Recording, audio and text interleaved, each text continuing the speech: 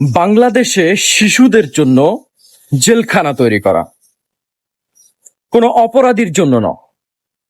অপরাধীরা যদি জেলখানায় গিয়ে নিরাপদে থাকে তখন তারা বাধ্য হয়ে বেছে নিবে জেলখানা। তাই আমাদের সন্তানদের নিরাপদে রাখতে হলে এই বাংলাদেশের আইন বিভাগকে বলতে হবে যে আমাদের সন্তানদের জন্য, শিশুদের জন্য জেলখানা তৈরি করুন। আমরা ওইখানে আমাদের সন্তানদেরকে দিয়ে নিরাপদে থাকবো। একটা ধর্ষণ না হতে আরেকটা ধর্ষণ, একটা না হতে আরেকটা। শিশু ফাহিমা, যাকে ধর্ষণ করার পর গলা টিপে হত্যা করা হয়েছে, কত সুন্দর ফুটফুটে বাচ্চাগুলো, আমাদের আগামী প্রজন্মগুলো এভাবে ধ্বংস হয়ে যাচ্ছে।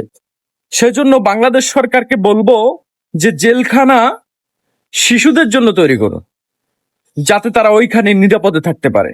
বাংলা চলচ্চিত্র দেখেছেন, সেখানে অভিনয়ের মাধ্যমে দেখানো হচ্ছে যে খুনি খুন করে এখন মানুষ গণদোলায় দিবে বাঁচার আকুতির জন্য জেলখানায় গিয়ে পুলিশকে বলছে, আমি খুন করেছি, আমাকে অ্যারেস্ট করুন, আমাকে লকআপে ভরুন।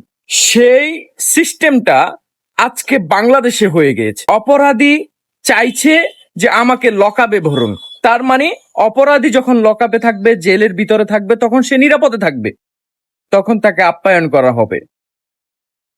সুতরাং এই বিচারগুলো অতি দ্রুত প্রকাশ্যে যদি দৃষ্টান্তমূলক না হয়, তাহলে আপনারা বাচ্চাদের জন্য, শিশুদের জন্য জেলখানা তৈরি করুন, যেখানে খুনি না, বাচ্চারা, শিশুরা জেলখানার ভিতরে আমরা রেখে আসব, সেখানে আমাদের বাচ্চারা নিরাপদ থাকুক।